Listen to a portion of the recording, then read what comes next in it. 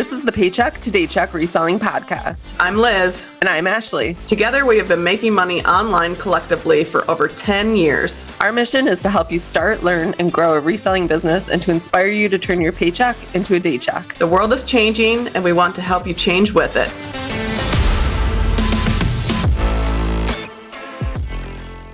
All right, welcome back to another episode of the Paycheck to Daycheck podcast. Today, we want to talk about reseller myths and debunking them because there are a lot of them out there and we kind of want to set the record straight. All right, so let's start with myth number one, and that is that you have to have a lot of inventory to be successful. And I think it kind of goes with the more inventory you have, the more money you're going to make, but I don't necessarily think that's true. I've shared on the podcast how Casey and I are trying to get our average sale price up, which I just checked this morning, and we're finally above $40, which that was our goal. And the fact that we have been selling a lot of old inventory very cheap. So it's like we are definitely finding the right items. Our number of items is lower. So the number of items we've sold in the last 90 days is lower, but our sales are higher and our average sale price is higher. So I don't think necessarily you have to have a huge inventory to be successful. It's more about finding the right items.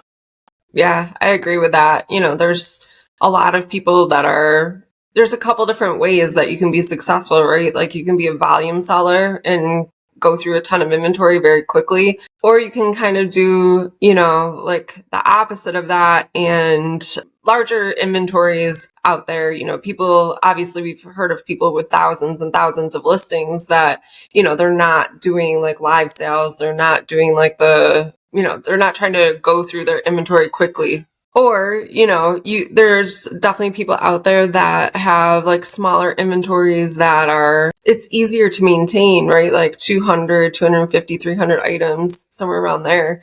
And people like that do very, very well. Also, it's just about like what you have available to you in your area, I think, and how you want to structure your business. I mean, all these different methods and ways can be successful for sure, but just because you might be listening to a YouTuber or a podcaster or following someone on Instagram who has, like 10,000 listings and they're buying pallets and doing wholesale and whatever, like that might be how they've chosen to run their business and be successful. That's not the only way to skin a cat, right? Like that's not the only way to be successful with reselling. Maybe your space doesn't allow for that much inventory. Maybe your time doesn't allow for that much inventory. So, just because you see other people doing it doesn't mean that that's the only way and that for you to do it as well. Yeah, Casey and I kind of got obsessed with the 1,000 mark for listings. I don't know why that was like our magic number. Like we needed to have 1,000 listings, and we need to be staying above it. But when I really looked at the sales, and I definitely encourage anyone listening to go into your sales report on eBay or whichever platform and see the data, look at the data. And kind of once I started analyzing it, I'm like, why are we just focusing on that number of listings when we should be focusing on the average sale price and our profit? Like, who cares if we have 1,000 listings? If we're not making a lot of money off of them, it's pointless to focus on that. So really kind of shifting your thought. So the next myth that we have for you guys is if someone is a larger seller, they have a larger audience, like on social media or within our reselling community, then they must be a source of good information, valuable information, which isn't always the case, right? There are plenty of people out there that might be selling a decent amount of volume, but the fact is that very rarely does anyone show or talk about like their actual data, like their actual numbers. You're seeing what they want you to see, right? You're not seeing how much they pay for their inventory, what their overhead is. I mean, it's very rare to find someone out there like that that's going to share all of that information with you, because the numbers don't look that great then. You know what I mean? Once you take out all your overhead and paying employees and for a storage space and your cost of goods, all of that stuff. So anyways, there's also people who just flat out lie, right? Because it sounds better than what the truth is. So you really, we've talked about this plenty of times, but just be careful who you hitch your wagon to, right? Be careful who you're taking advice from, because if it appears to be too good to be true, usually it is. All right. Myth number 3, you have to do live sales to be successful. Live sales is something that's a little newer. Everyone's pushing it. Everyone wanted to do live sales. Just because other people are doing something doesn't necessarily mean that you have to do it too. We don't do live sales. I mentioned it. Maybe we will in the future. Maybe once eBay, implements that. Maybe that will be something we do down the road. For us, it's just not something I want to do right now. That's not something that I need to do to be successful. So just because you see other people pushing the live sales, and it might be something you're just not comfortable with. Not everybody is comfortable going online. I know that Poshmark has the silent live shows where you don't really have to show your face, and that might make sellers a little bit more comfortable. But if it's something that you just have no interest in, you don't have to do it. You can still be successful selling how everyone else started selling, which is just selling online. Yeah. I think that people feel the pressure, right? Because it's like that new and exciting thing. And they think there's just so much talk I've seen in Facebook groups, specifically reseller Facebook groups. Poshmark is killing our sales, and the live sales are killing our sales. And that's just, it's a myth. It's what these people are telling themselves to make themselves feel better about the lack of sales for whatever reason. And without knowing how they operate their business, it could be any number of reasons, but live sales are not killing these platforms at all. There's plenty of people that we've had on the podcast that don't do live sales, who are plenty successful just selling on eBay, selling on Poshmark, and they're not into the live sale thing whatsoever. They've never done one at all. So, I think that's a pretty easy one to debunk for sure. Yeah, me personally, I'm not even going to go into a live sale. If I'm looking for something online, I'm going to go onto eBay, Poshmark, Mercari, or Amazon, and I'm going to buy it, and I'm going to know when I'm going to get it. And I don't want to have to sit there in a live show and wait for somebody to show me something that I want to purchase. So I am definitely not a live sale buyer. And I think there's plenty of us out there who just aren't into that, and that's okay. All right. The next one is sharing information with other resellers will ruin reselling. If you guys haven't been able to tell by my mindset episodes and all this stuff, I firmly believe that there's enough to go around. There's an abundance of everything, right? Gatekeeping all of the information, not helping other people. You can choose to go that route if that's what works for you. Liz and I decided that there was an opening in the community for specifically, women to help other resellers. There weren't a lot of women sharing information in this format, I think, in the podcasting format. So that's why we decided to do what we're doing. Well, I feel like we share a lot of information, but there's also a lot of information that Casey and I don't share on social media. You just really, what are you comfortable sharing? And you have to know, yes, we want to be transparent. We want to help people. We want to share things. But then there's other things that we don't share because honestly, we don't want certain things to get out into the community because we know once we put it out there, it's out for everybody to see. It's got to be on a situation basis. We've been finding a lot of discontinued items. I'm not going to be posting that online. It's something that I'm keeping to ourselves.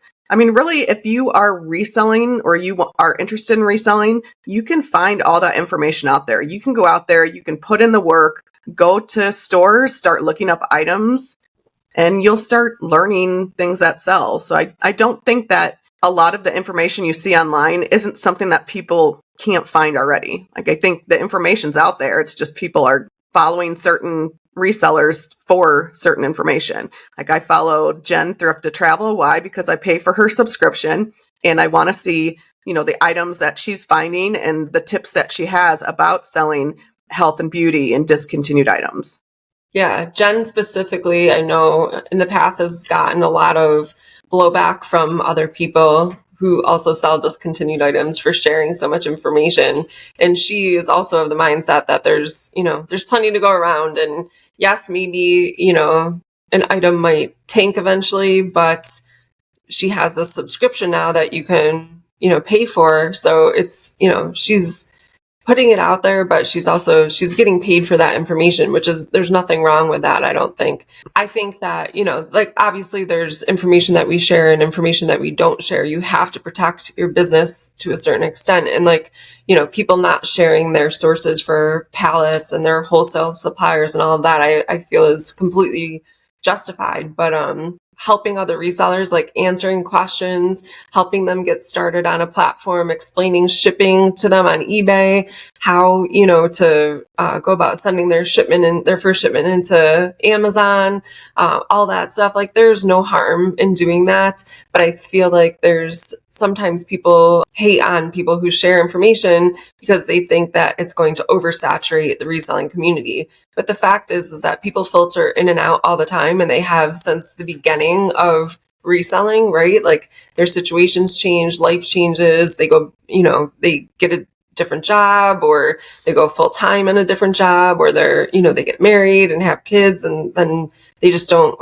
they don't want to make the time for reselling anymore. They don't have the time for reselling anymore. And that's fine, So there's constantly every day people coming in and leaving the community. And the fact that there's people like us that share helpful information with other people who might want to start reselling or might be resellers already, I don't think that that's a problem. And I don't think it's going to ruin reselling by any means. Myth number 5, if a customer asks a question, they're going to return the item or open a case. And we've done plenty of episodes all about customer service. I come from a retail background. I worked in retail pretty much all through college. I worked at Payless Shoe Source. My dad always called me the female El Bundy.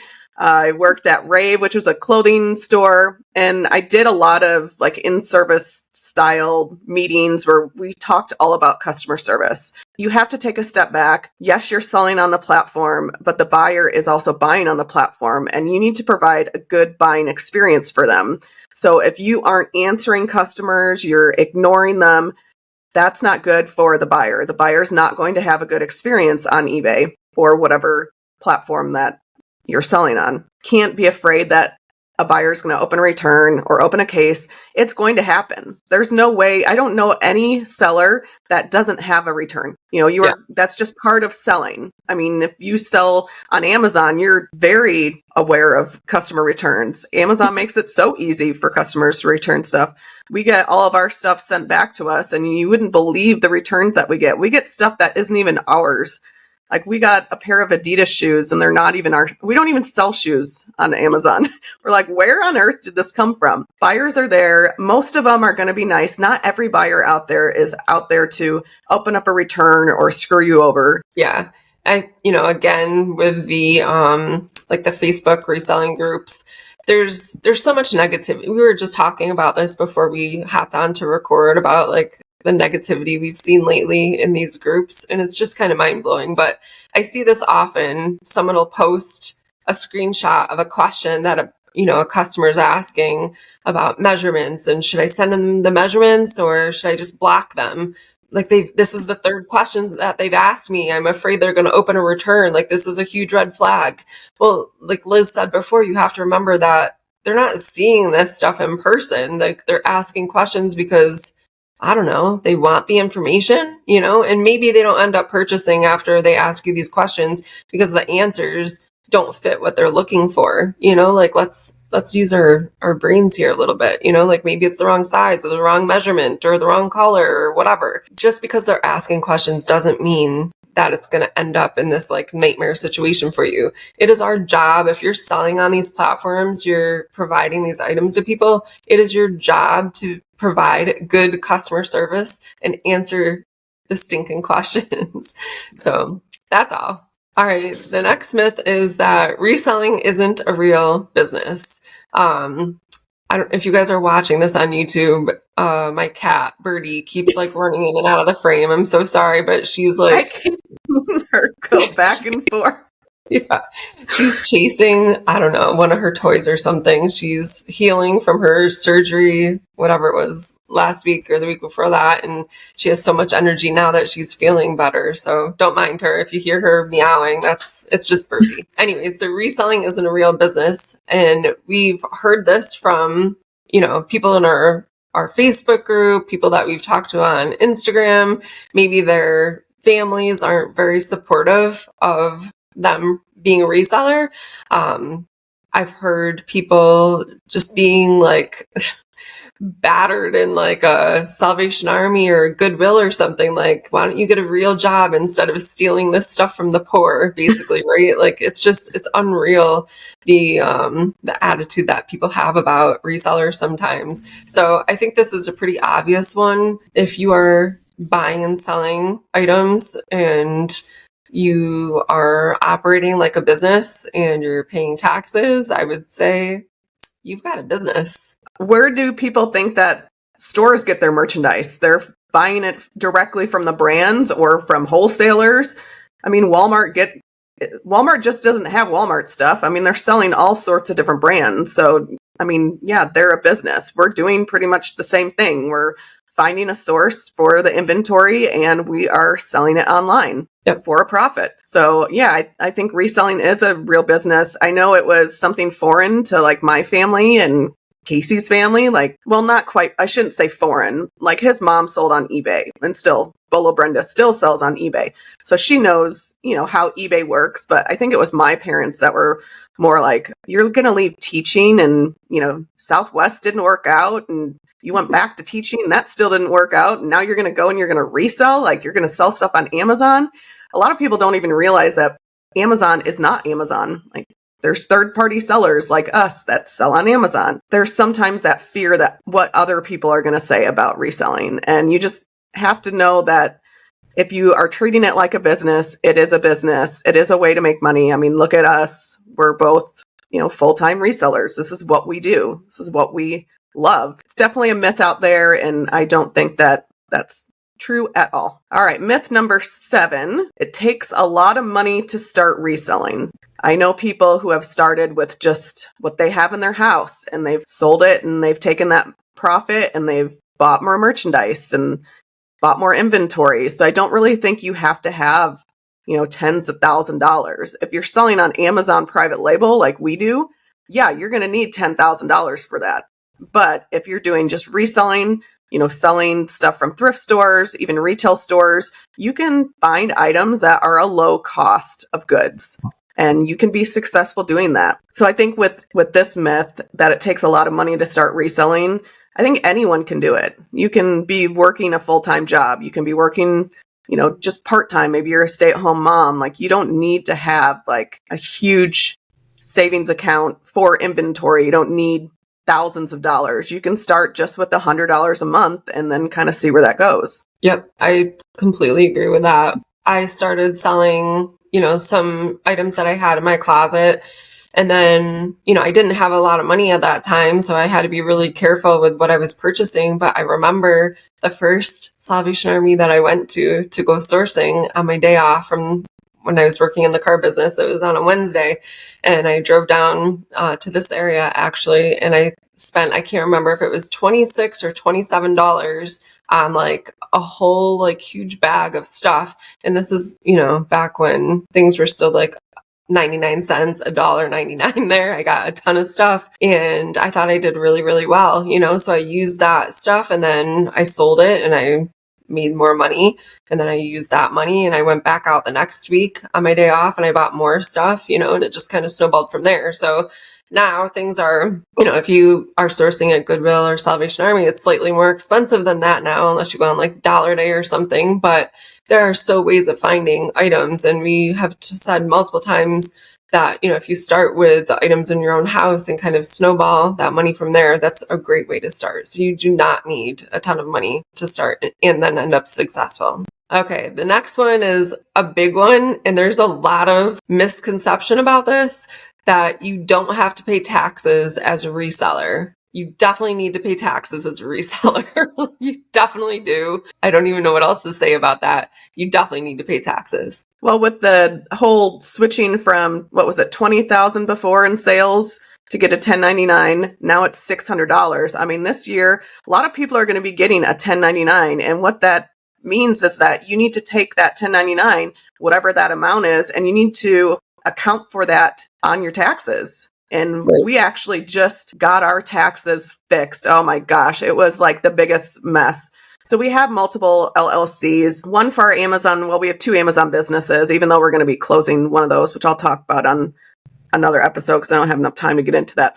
But we've got our regular Amazon business, and then we've got Freeway Flippers. That's another business. Plus our rental property is another business. Podcast is another business. So we've got multiple LLCs, but we were using a local CPA that had no knowledge in online sales. And we recently worked with Mark II. So if you're familiar with him, and if you follow Hustle at Home Mom, she had him on her channel, but he's not your dad's CPA. And he was fantastic. I want to have him on the podcast because he was a wealth of knowledge. I learned so much in just like 2 months of working with him than I did working with our previous CPA for almost 3 years. Not your dad's CPA, Mark II. He has a bookkeeping class. We've had My Reseller Genie on. They have the software for bookkeeping and stuff like that. And now is the time, now that it's towards the end of the year, to start thinking about tax time and making sure that you have everything in line. Taking, his bookkeeping course or using the software, My Reseller Genie, something. It is a business, and you are going to have to show, your expenses for things, whether it's you have an LLC or not. You're going to need to make sure that you have your numbers right so you account for those on your taxes. So yes, as a reseller, you are most likely going to be getting a 1099, and you need to make sure you're working with somebody who knows what to do for online selling. Yeah, I believe that even if you don't get a 1099, if you're under that $600 threshold, you still should be paying taxes on that money. Even if you don't receive a 1099, you're still buying, selling, you're still making money. You're just not going to receive a 1099. You need to find a CPA that's knowledgeable in online selling that can help you navigate this. I think that's really important. I had a similar experience with my CPA that I have used for years. I used to be 1099. I work for this door-to-door sales company that I've talked about a couple times, and that was all 1099. And it was very easy. We saved all of our receipts from meals out and supplies that we purchased for work, our gas or our mileage, whatever it was, and I would just kind of put everything together for him in a spreadsheet and then hand it off to him. And it was very simple for him to do that. But he does not have the knowledge about selling online, which is slightly different. So I think that's definitely key. It's important to have someone that has a little bit of knowledge about e-commerce and what it is that we do as resellers. That's going to help you out a lot. And by doing that, you might be missing out on things that you're not expensing or things that you just didn't have the knowledge that you could expense, like home internet, the home office, and stuff changes with the IRS every single year. I mean, look at what they're doing with the threshold going from 20,000 to 600. I mean, there's a lot of things that that's what these CPAs are for. That's what you should be paying for, is their expertise and their knowledge on making sure that you're filing everything correctly and that you're not going to get audited by the IRS. I mean, nothing is worse than having that feeling of, oh no, I didn't keep these receipts. And really just having that knowledge of what do you need as a reseller in your situation, because everybody is going to be different. I mean, us having the LLCs with different partnerships, we get a K1, which is, that's kind of like a 1099. It's our portion of that business that we have to account for on taxes. So Casey and I's situation is going to be different than yours. So that's why it's important to seek out somebody. That way you're on the right track. And it doesn't take long before you go from being under that 600 to now making, 10, 20,000 a year. You want to make sure that you are doing everything correctly. So I highly recommend, if you're listening, seek out somebody. Should be one of the first questions, like, are you knowledgeable in online sales? Because that is really important. All right, myth number 9, that you need to focus on one niche to be successful. I really think it just depends on what you want to do. There's some people that are just interested in selling sneakers and they're successful with that, but you don't have to find just one niche. Maybe you do eventually, but that doesn't equate to success. Like, there's people that sell everything and they're still successful. There's people that just do jeans. There's people that just do sporting goods. Like, it really depends on, we've talked about it, where you are in the country. Like, certain areas get certain things more plentiful than others. We get the golf clubs and golf gear. And ironically, we've been finding a lot of ice skates, which it's like, there's no ice in the desert. But it's like, things like that where I don't think people are going to Goodwill for those. There's just not that many people that ice skate out here. So we do find a lot of ice skates, which I just think is very strange. We just sold some over the weekend, so that made me think of that. But you don't have to be a niche seller. You can be an anything seller to be successful. Yeah, absolutely. And, there's a little bit of a debate, I think, in the community about this as well. There are benefits to each, of course, and there's negatives to each, especially like the shoe sellers, right? Like, let's take them, for example. When they're sourcing, they know when they go into a thrift store, they're not going to be looking through the jeans. They're not going to be looking through the electronics. They make a straight beeline for the shoes, and it cuts their sourcing time down because they can kind of look at that section very quickly and know if there's anything there that's worth their time that they want to dive into deeper and do some research on. So that's definitely a plus, whereas an everything seller might end up spending a couple hours at a store or at the bins, looking through all of the bins, sorting through everything. Like, can I sell this? Is this worth them?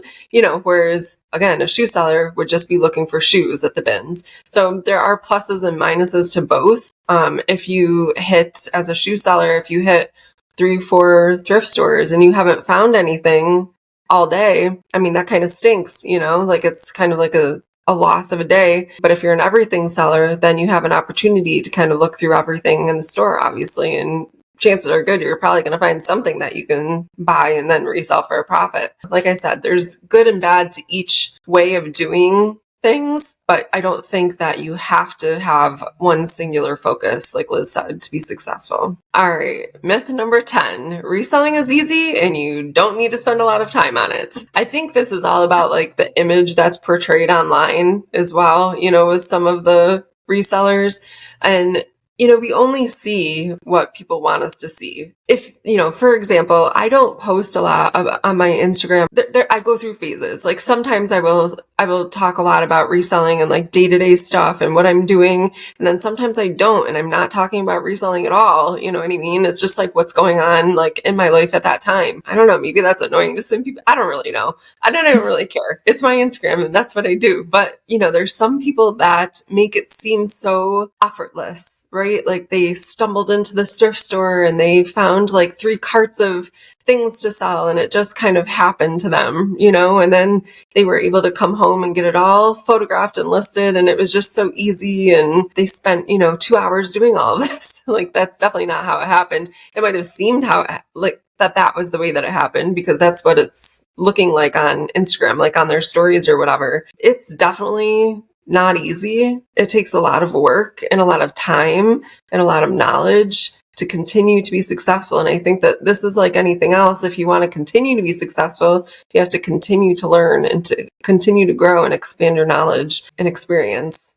What about you? What do you think? I think reselling is simple. I mean, it's simple to understand. It's simple to get into, but it is a lot of work. And I always talk about this, that my friend Erin and her mom, Vicky, they said this is a lot of work. Like that was one thing that they saw Casey and I be successful with it. And, I've explained it many times, like what we do and how it works. And once they dived into it, they were like, wow, this is a lot more time consuming than I thought it was. Like they were going into thrift stores and spending, a couple hours. But we look at it. I mean, if you have a full-time job, we all know that these jobs don't give very good raises. And Casey and I have talked about this before. We equate, like if you're full-time, you have a full-time job, you can give yourself a raise by reselling, but it's going to take a little bit of work. You're not going to do it easily. You have to put the time into it. But you could very easily make a couple extra $100 a month. And to some people out there, that means you're going to have money for rent. You're going to be able to help pay for your car payment. You might be able to save for that family vacation that you've been wanting to go on. I think there's a lot of opportunities with reselling, even now. But I think you have to put in the work and understand that it's going to take time to go out and find things, list them. Then you have the time of shipping them out, maybe bringing them to the postal service. So yes, it's simple, but it does take a lot of time to start seeing a lot of success. So the last myth we have for you guys, myth number 11, is that you can source the same things as everyone else and be profitable. Kind of going back to what we've been talking about throughout the episode is you don't know the whole story of other resellers. You don't know where they're getting their inventory, how much they're spending on it. I know a lot of people, I look to see what they're selling things for, and I'm like, how are you getting it at that price? So I bought a bunch of limited edition Cubs hats on Hat Club, and my buy cost was probably $45 per hat. And I'm like, okay, well now I've got to sell these for closer to $90 to $100 in order to make a profit. But I looked at another reseller who also I know buys all these hats, and I'm like, they're selling them for way cheaper. How on earth are they doing that? So you just don't know what other people are getting items for. A lot of people go to the bins. So we had Alex on as a guest, the Queen of Thrift on Instagram, and she's goes to the bins. She's getting her items for pretty cheap because if you're not familiar with the Goodwill bins, you buy by the pound. So that's where you can really get your buy costs really, really low versus somebody who's going into just a regular Goodwill thrift store. Those shirts that Alex might be able to buy for 50 cents, somebody might be paying $7 to $8. So a lot of times you're going to see prices based on what you're getting those items for. I mean, that's how we price our items. If we aren't getting them for really cheap, then we have to price items higher in order to make the profit. So just because you see somebody selling something doesn't mean that you can buy the exact same thing and still make kind of profit that they are. Yeah, absolutely. And I think that this is important to understand, especially with the live sellers right now. You know, you see people selling these like kind of really good brands with like dollar starts and stuff like that. If, you know, I did dollar starts on my inventory that I've paid definitely more than $1 for, I mean, I would be losing money all the time. You know what I mean? So you just don't know, like you said, where they're sourcing their inventory from and what their cost of goods is. If it's like pennies, then that makes sense. Even if it does sell for $1 whole and they paid 25 cents for it, they're still making a profit. You know, like it just depends. So don't get discouraged if you see someone selling like, you know, Good American and Anthropology and Free People and whatever for lower amounts, especially in the live sales, and you can't find a source that would allow you to sell it for that little. There's plenty of other things to sell. You know what I mean? I think it's just important to remember that everyone's operating their business in their own way. And like, you have to do what's best for you and for your business, which we've said 100 times. And I'm sure we'll say 100 more. All right, guys, that's a wrap on today's episode. Thank you so much for listening to the Paycheck to Daycheck Reselling Podcast. Anything we mentioned in this episode will be linked down below in the show notes or description down below. Be sure to share this episode with anyone you think it will help and follow us on social media at P2D Podcast. Thanks again for listening. Keep working towards that Daycheck.